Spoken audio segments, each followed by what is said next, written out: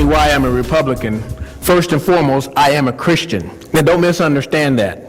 That does not mean that the Republican Party is the Christian party. It just simply means that when you compare what the Democrats believe and what the Republicans believe, the Republican Party lines up better with Christian principles.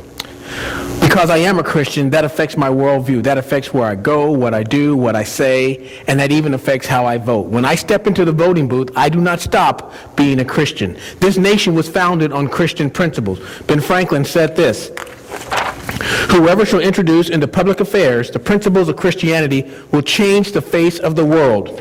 Patrick Henry, who was famous for the statement, "Give me liberty or give me death," he said this: "It cannot be emphasized too strongly or too often that this great nation was founded not by religionists, but by Christians, not on religion, but on the gospel of Jesus Christ. For this very reason, people of other faiths have been afforded asylum, prosperity, and freedom to worship here." John Quincy Adams, he said this: "The highest glory of the American Revolution was this: it connected in one indissoluble bond the principles of civil government with the principles of Christianity." You ask me why I am a Christian? It is because of this document right here, the Constitution of the United States of America. Today, many critics point to the fact that the Constitution looks to be a pro-slavery document. And to prove this point, they point to the 3/5 clause claiming that the Constitution says that blacks are only 3/5 of a person.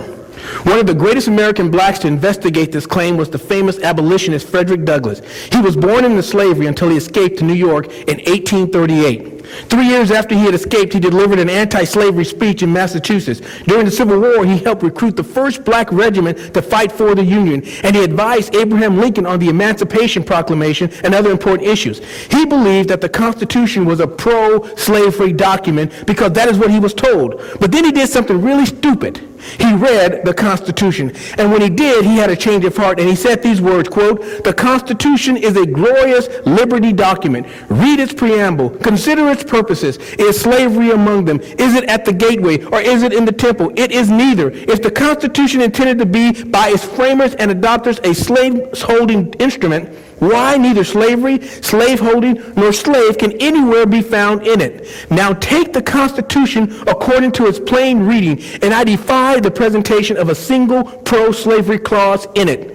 On the other hand, it will be found to contain principles and purposes entirely hostile to the existence of slavery." Douglass understood that the 3/5 clause dealt only with the representation and not with the worth of an individual. The anti-slavery leaders wanted free blacks counted, but not slaves, if counting slaves would increase the power of slave owners. They understood that the fewer the pro-slavery representatives to Congress, the sooner slavery could be eradicated from the nation. In fact, our founding fathers wanted slavery to be eradicated in 20 years after the founding of the nation. This is why Fredrick Douglass, unlike many Americans today who never took the time to study the Constitution, could therefore emphatically claim and declare that the Constitution, all of the Constitution, was anti-slavery. And after the Civil War, Douglass received presidential appointments from Republican presidents Ulysses S. Grant, Rutherford B. Hayes, James A. Garfield, and then when Democrat President Grover Cleveland came into existence, Frederick Douglass was removed from office. But President Benjamin Harris, a Republican again, he reappointed him. By 1820, most of the founding fathers were dead, and the Democratic Party had become the majority party in Congress. And the Democratic Party immediately began reversing laws prohibiting slavery in the federal territory. The Northwest Ordinance of 1789 established how territories could become states in the United States. It forbids slavery in any of the federal territories that were then held. For this reason, Ohio, Indiana, Illinois, Iowa, Minnesota, and Michigan, and Wisconsin, they all eventually came into the nation as free states, even though some of the slave states were dividing their own state to form new slave states from the old ones, such as Kentucky being formed out of Virginia and Tennessee being formed out of North Carolina. On the federal level, progress was being made towards ending slavery and achieving full civil rights for American blacks. But then the Missouri Compromise came into existence in 1820, and this was the first time since the Declaration of Independence and the Constitution that slavery was being promoted by congressional policy. Democrats had to ignore the framers' principles in the founding documents, and this was their first reversal. The only way for Democratic Congress to promote slavery was to ignore the principles in the founding documents. As founding father and one of our presidents, John Quincy Adams, said, "The first steps of the slaveholder to justify by argument the peculiar institution of slavery is to deny the self-evident truth of the Declaration of Independence, he denies that all men are created equal. He denies that he has an inalienable right. You ask me why I am a Republican? Because the Democratic Party did everything within their power to keep slavery in America and to keep blacks from having civil rights. They first came out with the Fugitive Slave Law in 1850. Many times, the Fugitive Slave Law became little more than an excuse for Southern slave hunters to kidnap free blacks in the North and carry them into the South into slavery. For if a black was simply accused of being a slave, regardless of whether he was actually one or not, and under the Fugitive Slave Law, he was denied the benefit of both a jury trial and the rights of habeas corpus, despite the fact that those rights were explicitly guaranteed by the Constitution. In 1854, the democratically controlled Congress passed the Kansas-Nebraska Act to strengthen slave laws. It allowed slavery in the new territory. The Republican Party formed with the anti-slavery Democrats, the Whigs, the Free Soldiers, and Emancipationists in 1854. You ask me why I am a Republican? Because the Republican Party was formed for the purpose to fight slavery and secure equal rights for American blacks. The Republican Party was formed for that reason, and the Republican Party is needed more today than it probably was back then, because what has happened today is we've replaced one form of slavery for another form of slavery, and we call that entitlement. In 1856, Charles Sumner, who replaced Daniel Webster in the Senate, gave a 2-day-long speech in the U.S. Senate against slavery.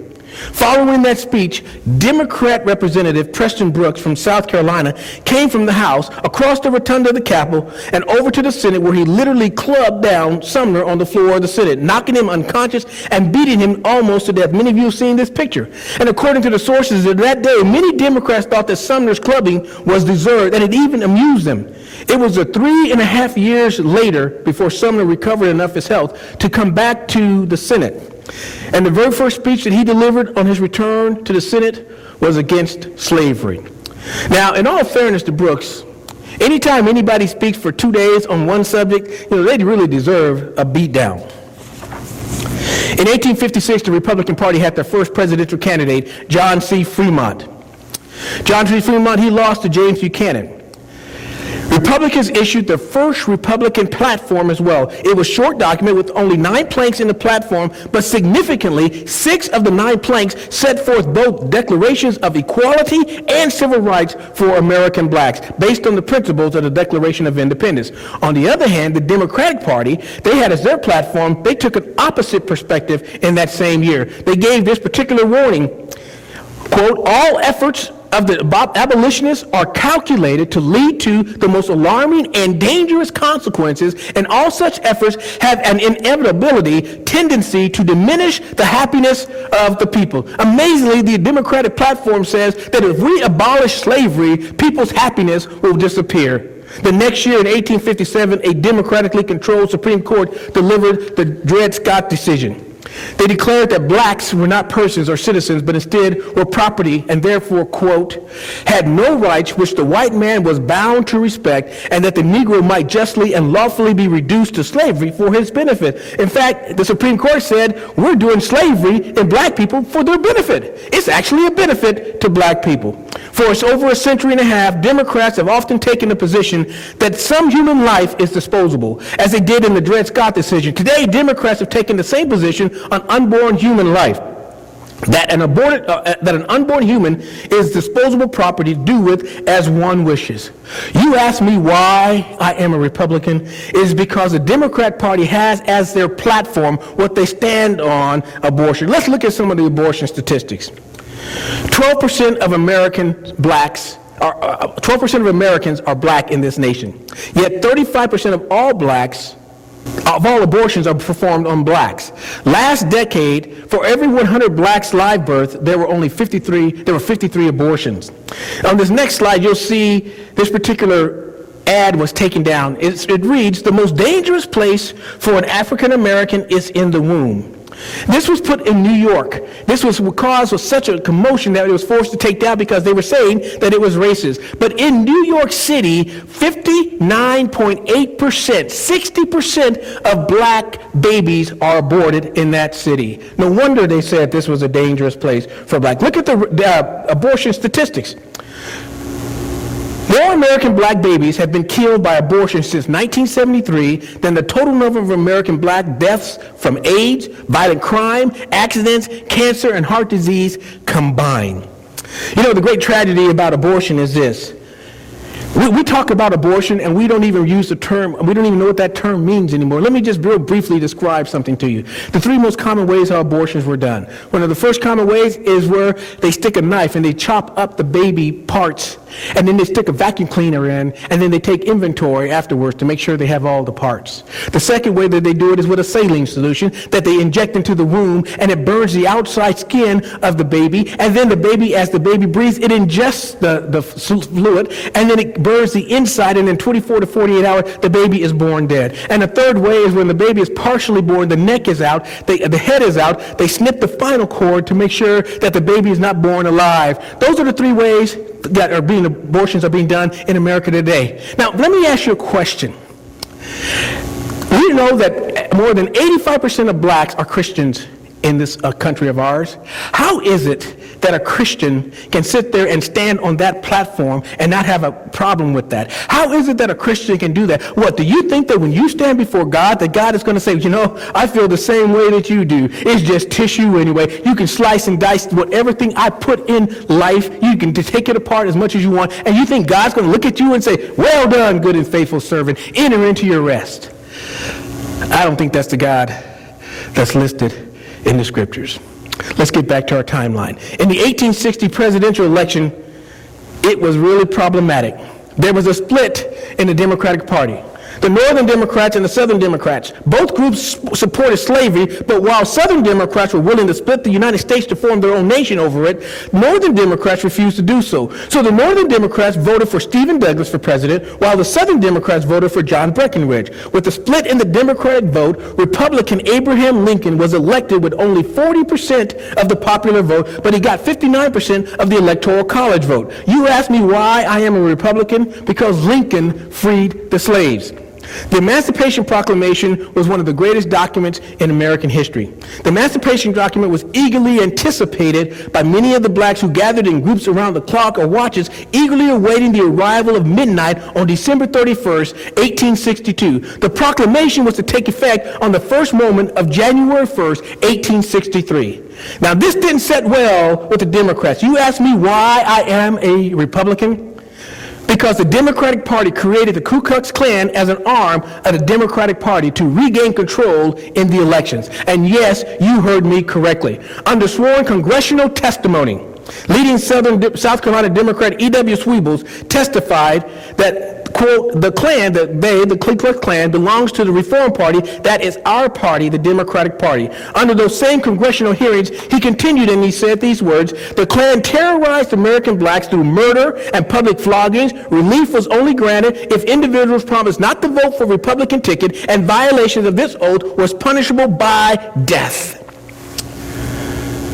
There was a clear difference between how Republicans saw American blacks and how the Democrats saw American blacks. They had very different, vastly different perspective, and for the most part, at this time, all blacks were on the Republican ticket, Republican Party. In fact, this was pointed out by E.W. Sweebles, the Democrat, South Carolina Democrat. He says this: almost 999 out of every thousand of the decent people of South Carolina belongs to the Democratic Party. The Republican Party is composed entirely of the colored people. Because blacks were exercising their power to vote, it led to Republicans being elected in the South in large numbers in their state legislature. If you look here, you'll see these are the different states where Republicans were elected to legislative office. They were all Republicans in all of these states, in Texas, Louisiana, Mississippi, Alabama, South Carolina, Virginia, Florida, North Carolina, and Georgia.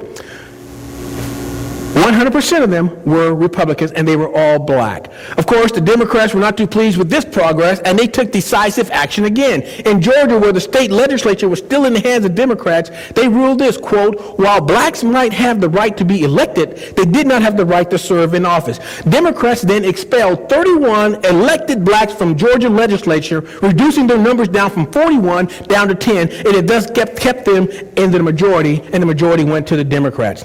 While the Republicans were in power at this time, the 13th Amendment was passed in 1865. It forbade slavery in the United States of America. The 14th Amendment came about in 1868, and if you were born in the United States, you became a United States citizen. It was that particular amendment, 14th Amendment, was designed particularly to help blacks become citizens in the United States of America. It really was not used in the way it is being used today. And then the 15th Amendment in 1870 gave the right to vote to all blacks. In 1865, all 118 Republicans voted to end slavery with the 13th Amendment.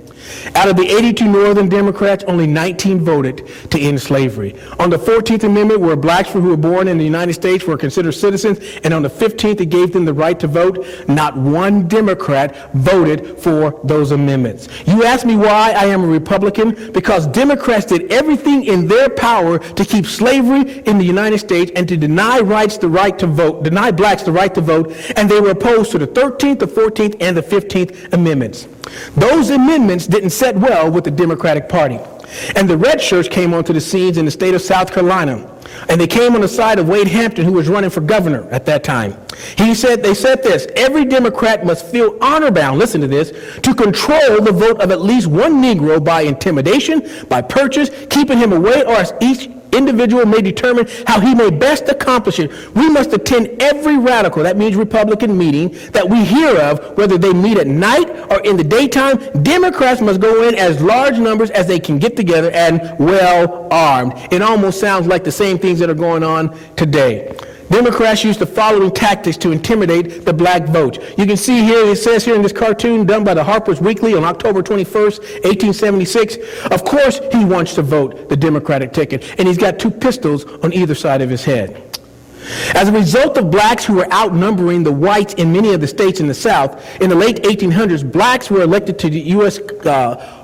House of Representatives and to the House in Congress. But in Mississippi, blacks outnumbered whites, 444,000 blacks to 383 whites, and they were being elected to office. Here's a picture of the first set of United States senators. There was one senator and the rest were representatives. On your left is Hiram Rhodes Revels from Mississippi, an ordained minister who also serves as a chaplain during the Civil War. Revels became America's first black U.S. senator. In the middle is Josiah Walls of Florida. He was a slave during the Civil War and was forced to fight for the Confederate Army. After he was captured by the Union troops, he enlisted as a Union soldier, and he became an officer. Following his election to Congress, his credentials were challenged by the Democrats, and he was twice sent home. He was reelected after the first challenge, but during the second challenge, Democrats regained control of Florida, and he was prevented from returning back to the office that he deserved. The last one I want to talk about is Robert Brown Elliott from South Carolina. He was well educated, reading in Spanish, reading in French, and reading in Latin. In Congress, he led in the passage of civil rights bills over the strident opposition of the congressional Democrats. He later became Speaker of the House in the state of South Carolina as well. He debated and defeated racist Democrat Alexander Stephens. You might recall him because he was a former vice president of the Confederacy. But now he was a leader in the Democratic Party, and he was fighting against civil rights. You've probably seen this picture of Elliott in his debate with Stevenson. Elliott did not convert any Democrats in this debate, but he did silence all the Democrats. In fact, the Democrats' rebuttal against Elliott was so weak that the best they could come up with was a claim that his speech wasn't really his, that it was so brilliant that someone else must have written it, that surely an American black such as Elliott could not have created such a masterful speech. Why did the remarkable progress come to an abrupt halt after 1875? Because Democrats took over the House. And one of the ways that they were able to do that is because they began this practice here of registering dead people to vote. The Democrats withdrew federal troops from the South, thus removing the final protective barrier between American blacks and those Democrats aggressively seeking to violate their newfound civil rights. Voter fraud in the South was happening by the Democrats, and the presidential election of 1876 was particularly problematic. A total of 185 electoral votes were needed to win the presidency. When the votes were counted, Democrat Samuel Tilden had received 184 electoral votes, and Republican Rutherford B. Hayes had received 165. There was a total of 20 disputed votes that had not been counted. The uncounted votes came from Florida and Louisiana and South Carolina because dual election results have been reported. Why were there disputed results? Because in each of those states, Democrats have become extremely active both in suppressing the black vote through violence and in altering the count at the ballot box. One newspaper illustration shows the type of violence that happened at the ballot box. You can see as they're saying, you're welcome to come right in and vote. And this is how they controlled the show, with a man sitting there with a pistol. And as a result of this, many of the blacks didn't even bother to vote. It was discovered not only that Democrats had engaged in widespread voter fraud and intimidation at the local level, but Democrat presidential candidate Samuel Tilden's campaign had actually engaged in direct bribery of elected officials in the disputed states. The House was required to decide who won the election. A commission was set up, a 15-member panel from the House, the Senate, and the Supreme Court. The commission investigated and determined that there had been voter suppression through the killing, the injuring, and the intimidation of American blacks by Democrats. The commission voted 8-7 for Rutherford B. Hayes to take over the office of the presidency, but the Democrat House refused to ratify it, and this went on for 4 months. The Great Compromise was when the Democrats agreed to ratify the election if all the federal troops were withdrawn from the South. This, in effect, ended Reconstruction in the South. Democrats wanted to stop blacks from voting Republican by any means they could. And this hasn't changed, because here we see in the election, this last election, in the 2008 election, here is Minister King Shamar Shabazz and Jerry Jackson, two members of the new Black Panther Party, standing outside a Philadelphia polling station on Election Day in November of 2008. The only difference between the 2008 and the 1870 is now the person who was doing the intimidation are the blacks. And the great tragedy of this is that our Attorney General, Eric Holder, refused to prosecute these folks for this crime. Democrats wanted to stop blacks from voting Republican by any means that they possibly could. In the Harper's Weekly of October 3rd, 1868, they had this illustration. This illustration is showing of a black Samson having his hair cut. As you will recall, when Delilah cut Samson's hair, he lost his strength. If you look at the top, you will see these words, the Democratic Barbecue. And the Democratic Barbecue, they are burning various books. If you look closely at the lower left, you will see the books that the Democrats are burning. What are those books? Look at that. The Holy Bible that the Democrats are burning. Now, if you look closely up at this picture, and you will see that this woman is doing something. It is showing what she's doing. Here is a close-up of that particular section. In this illustration, the woman name, look at her name across her thigh, it says Southern Democracy. She has a razor in her hand called the Lost Caused Regained to cut the black Samson's hair and cause him to lose his strength. And what is his hair, his strength? It is called what? Suffrage, or his right to vote. Now, if you look in the left background, you will see a group rejoicing that blacks have lost the power to vote. With the strength of with the strength or the vote of the black American removed, various Democratic groups and leaders were rejoicing in the background. Confederates, the KKK, pro-slavery forces, and several famous Democratic leaders of that day, including General Nathan Bedford Forrest, the first Grand Wizard of the Klan. As this illustration confirmed, limiting black vote became a major goal of Southern Democrats. Now, here are some of the ways that they limited black voting. And this is very important to understand, because we'll come back to this a little later. The poll tax, where you had to pay a tax in order to vote. The literacy test. Literacy tests, particularly in Alabama, included questions like, where do presidential electors cast ballots for president? Or name the rights a person has after he has been indicted by the grand jury. And then they had grandfather clauses. Grandfather clauses allowing only those individuals to vote whose fathers or grandfathers had been registered to vote prior to the passage of the 15th Amendment, which gave rights of blacks to vote. Then they had suppressive election procedures. These included Republicans were required to cast a ballot in up to 8 separate locations, or vote for each individual Republican on ballots on a separate location before the ballot would be counted.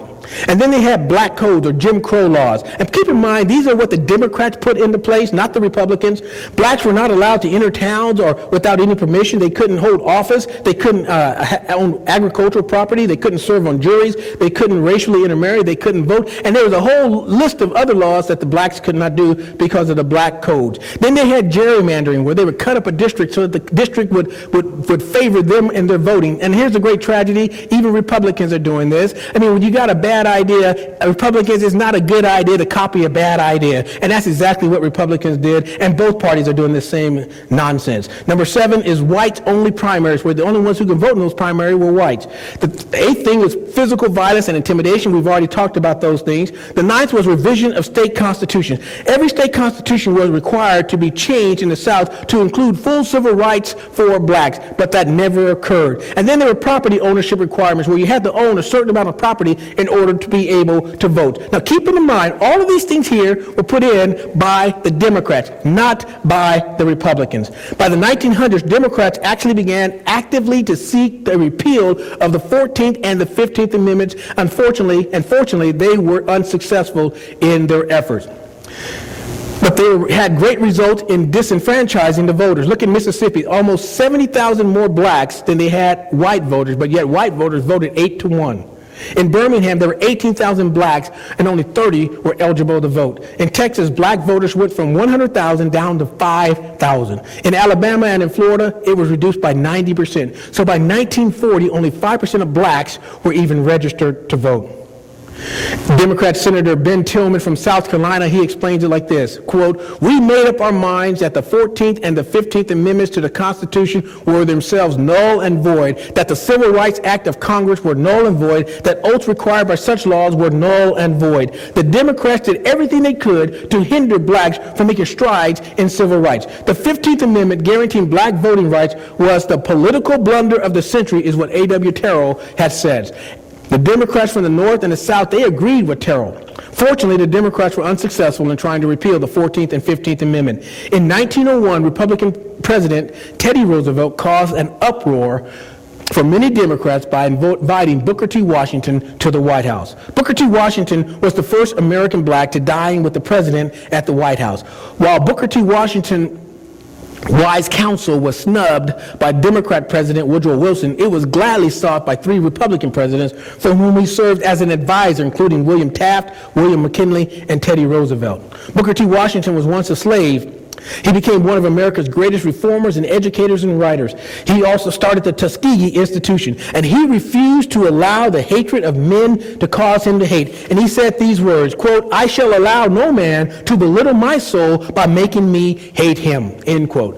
In 1915, the pro-Klan movie, The Birth of a Nation, was released. It became a recruiting tool to help the Klan reach its peak membership to almost 2 million. The film was based on the book The Klansman, written by open racist Thomas Dixon Jr. Both movie and book author incorporated materials from Democrat President Woodrow Wilson's history of the American people, including Wilson's latent support of the Klan and its abominable practices of the Southern redemption.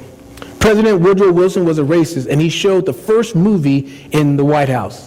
You ask me why I am a Republican, because Republicans never lynched anyone. For 80 years, from 1884 to 1994, there were 4,743 people lynched. Not all of them were black. Approximately a third, 1,297, were white. Democrats had voted against every amendment or law to promote civil rights. After seeing the hatred and evil of lynching, it prompted Fredrick Douglass to make these remarks, quote, "Each colored voter of the South should say in scripture phrase, 'May my hand forget its cunning and my tongue cleave to the roof of my mouth,' out of Psalms 137, 5-6, if ever I raise my voice or give my vote to the nominee of the Democratic Party." What was the primary catalyst behind the mass exodus of blacks from the Republican Party going over to the Democratic Party? It first got started in the 1920s by the Republican Party itself. At the time, many considered Robert Rosa Moton to be the most powerful African American in the country. He firmly believed that the best way to advance the cause of African Americans was to convince white people of black people's worth through their exemplary behavior. Never one to rock the boat, he didn't fight segregation or challenge white authority. He was a protege of Booker T. Washington. In fact, Moton succeeded him as the president of Tuskegee Institute. Moton worked long and hard to win the trust of white politicians and philanthropists. In addition to his access to leaders in Washington, Moton sat on the board of major organizations with the likes of Andrew Carnegie and John D. Rockefeller Jr., and his influence was considerable. During the Great Mississippi River Flood of of 1927, Hoover found himself calling on Moton for assistance. Hoover had his eye on the presidency as well. When President Coolidge placed Hoover in command of all flood relief operations during the disaster, it seemed to be the perfect vehicle to raise his national profile and revive his reputation as the great humanitarian. He cut through the bureaucracy of red tape, got aid to victims that were devastated by the flood, and he was dubbed a national hero by the press. There was only one thing that could tarnish Hoover's growing image: the treatment of African Americans in the Washington County levee camps. Hoover had visited the area and had approved the local flood relief committee's decisions under the leadership of Will Percy to keep the African American refugees on the levee. But as conditions deteriorated in the camps, word slowly filtered north, and the scandal threatened to derail Hoover's presidential ambitions. Hoover's friends urged him to get what they would call the big Negroes, end quote, in the Republican Party to quiet his critics, and Hoover turned to Robert Moton for the job. Hoover formed the Colored Advisory Commission, led by Moton and staffed by prominent African Americans to investigate the allegations of abuse in the flood area. The commission conducted a thorough investigation and reported back to Moton under deplorable conditions. Moton presented the findings to Hoover and advocated immediate improvements to aid flood victims that were the neediest. But the information was never made public. Hoover had asked Moton to keep a tight lid on his investigation, and in return, Hoover implied that if he was successful in his bid for the presidency, Moton and his people would play a role in his administration that was unprecedented in national history. Hoover also hinted that as president, he intended to divide the land of bankrupt planters into the small African-American-owned farms. Motivated by Hoover's promises, Moton saw to it that the Colored Advisory Commission never released the full extent of the abuses in the Delta, and Moton championed Hoover's candidacy to the African-American population. However, once elected president in 1928, Hoover ignored Robert Moton and the promises he had made to the blacks. In the following election of 1932, Moton withdrew his support for Hoover and switched to the Democratic Party in an historical shift. African Americans began to abandon the Republicans, the party of Abraham Lincoln, and the Emancipation Proclamation, and turned to Franklin Delano Roosevelt's party instead. In the election, Roosevelt invited American blacks to vote Democrat. Roosevelt understood his party and made only subtle overtures to American blacks, while he never really advanced any overt civil rights promises. Blacks responded to Roosevelt's invitation to join the Democrats by printing and distributing a special handbill.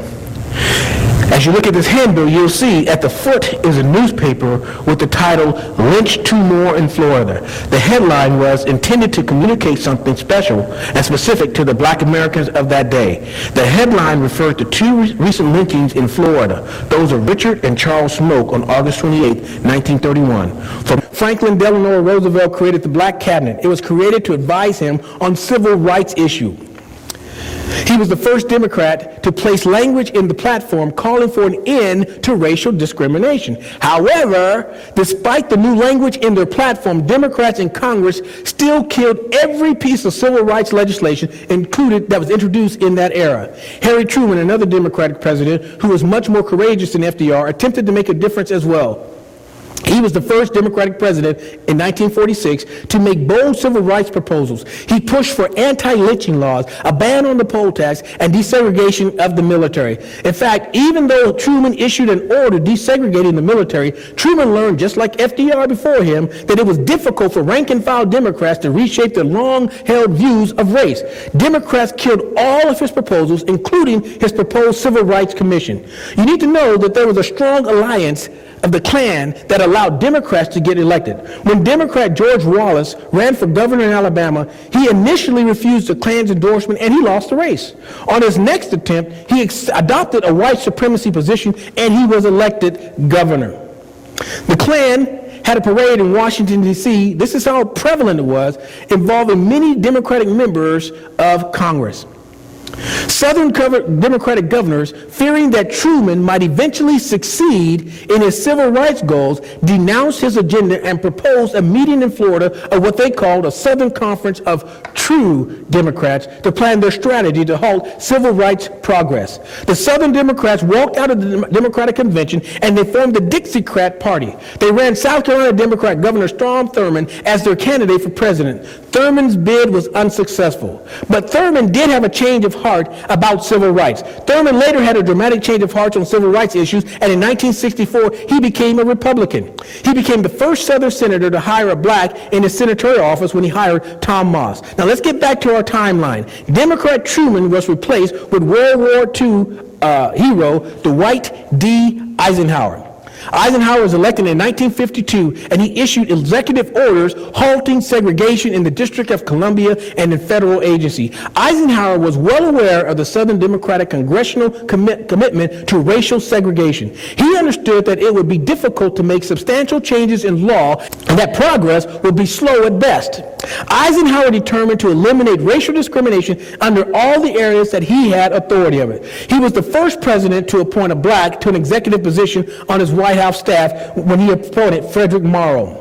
He also proposed a vigorous civil rights legislation protection plan for blacks in Southern Democratic states, and as was expected, Democrats in Congress were able to prevent any legislative progress. It was no surprise that in the 1956 re-election, Eisenhower, like Republican presidents before him, received significant support from black voters. In 1957, Eisenhower proposed a bold civil rights bill to increase black voting rights and protection. But you guessed it, his proposal was promptly blocked by Democratic Senator James Eastland of Mississippi. Eastland, he was the chairman of the Senate Judiciary Committee. In fact, Eastland was credited with killing every civil rights bill that came to his committee in the 1950s, and his committee was literally known as the burial ground for civil rights legislation in the United States Senate. Senate Republicans, along with 10 Democrats, combined to bypass Eastland's committee, and the Democrats responded with a filibuster against civil rights bill. In fact, South Carolina's Strom Thurmond, he was still a Democrat at that time, spoke for over 24 hours to block the bill. It resulted in a watered-down version of Eisenhower's original bill, but it did give us the Civil Rights Division of the Justice Department and the Civil Rights Commission. Despite the fact that the bill was weak, it did create the Civil Rights Division of the U.S. Justice Department. That was what Truman wanted, but Democrats blocked it. This division played a role in helping secure civil rights in the South during the 1960s and the 1970s. That law also started a Civil Rights Commission that became instrumental in publicizing the effects of Southern segregation and racial oppression. In 1956, Eisenhower presented a second civil rights bill in Congress. That bill was met with unyielding opposition in the House by Democratic Representative Howard Smith of Virginia. He was the chairman of the House Rules Committee. Smith would actually disappear from Congress for weeks on end in order to keep his committee from acting on civil rights bills. Doesn't that sound familiar again? Think of what happened in Wisconsin. They bypassed the committee, and it passed the House and went to the Senate, and it was gutted by the Democrats before being passed into law. And once again, preventing the federal government from intervening on behalf of black Americans whose civil rights were being violated in the South. When Democrat John F. Kennedy was elected president in 1960, he was less willing than Eisenhower to use executive orders to promote civil rights. In fact, Kennedy delayed for more than 2 years the signing of an executive order to integrate public housing. However, following the violent, radical racial discord in Birmingham in 1963, when Democratic Governor George Wallace prevented blacks from entering public schools, Kennedy sent a major civil rights bill to Congress. It passed on the finding of Eisenhower's 1957 Civil Rights Commission. Kennedy worked aggressively for passage of the Civil Rights Bill, but he was assassinated before he could see its success. Kennedy's Democratic successor was Lyndon Johnson. He picked up the civil rights measure, but like his predecessors, he faced stiff opposition from his own Democratic Party. Democratic Senators Robert Byrd of West Virginia and Richard Russell of Georgia led the opposition against the 1964 Civil Rights Act, including lengthy and extended filibuster speeches. Republican Senator Everett Dickerson resurrected language proposed by Eisenhower's Attorney General in 1960, thereby breaking the filibuster of Civil Rights Bill and allowing Johnson to sign into law the Civil Rights Act of 1964, followed by the Voting Rights Act of 1965. Perhaps the most recognizable civil rights leader of the era was the Reverend Dr. Martin Luther King Jr.